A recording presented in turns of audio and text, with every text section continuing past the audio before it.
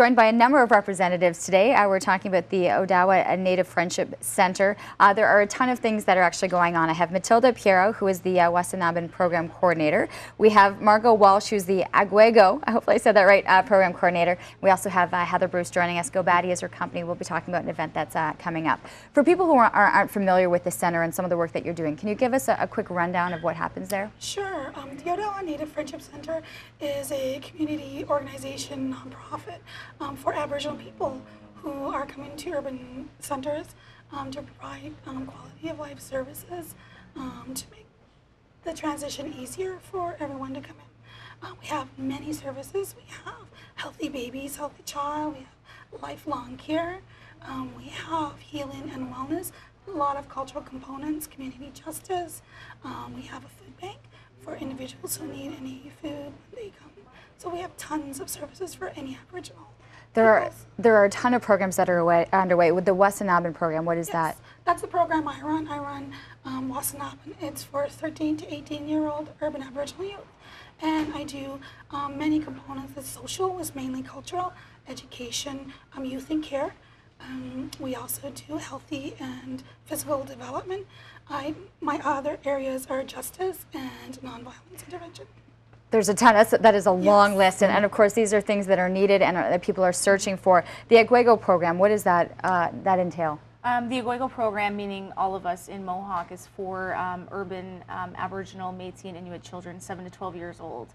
And basically it's a program designed to meet the individual needs of the children. So again, compared to Matilda's program, we do a lot of social support, educational support, health and physical development, just to help them make healthier choices in their lives. And all of these programs actually are free.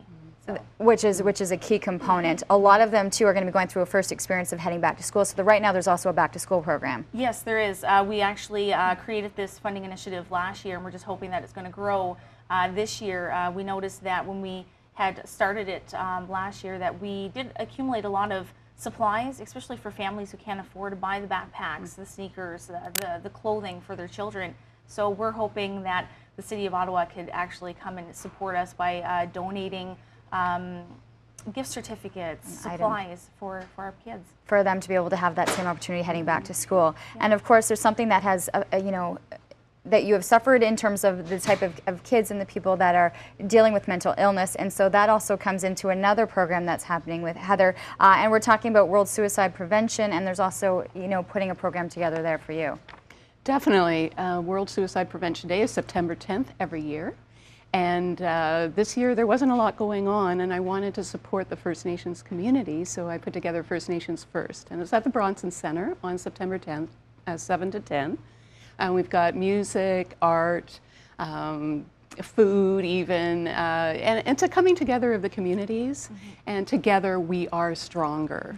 I know, well, this would be a community in terms of the music and the food, and that they have an opportunity to showcase their talents as well. Definitely. As I say, it's really a coming together of the two communities, and as I say, if you want to support the programs, all the proceeds are going to go to Odawa's youth programs. Do you see the correlation as well with having the Odawa Centre involved in the World Suicide Prevention too, with some of the programs that you're seeing of what goes on and the issues that they're dealing with, kind of making transitions? Absolutely, it is. So we're very happy that Heather chose us this year. A lot of our youth are going to be dancing and performing in the program for her.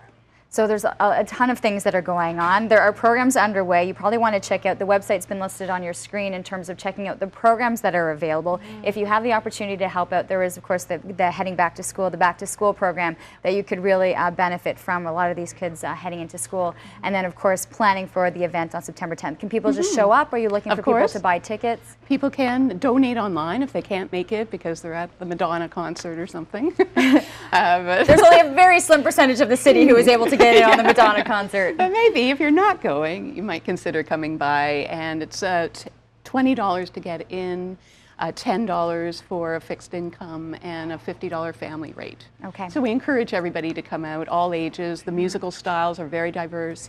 It's going to be a lot of fun, and supporting the Odawa programs. It's so important for youth to feel belonging and acceptance, and Well, there are that's lots what of we're ways, and there are lots of ways to help out. Thank you so much. Best of luck with the programs, especially as the kids are heading back to school.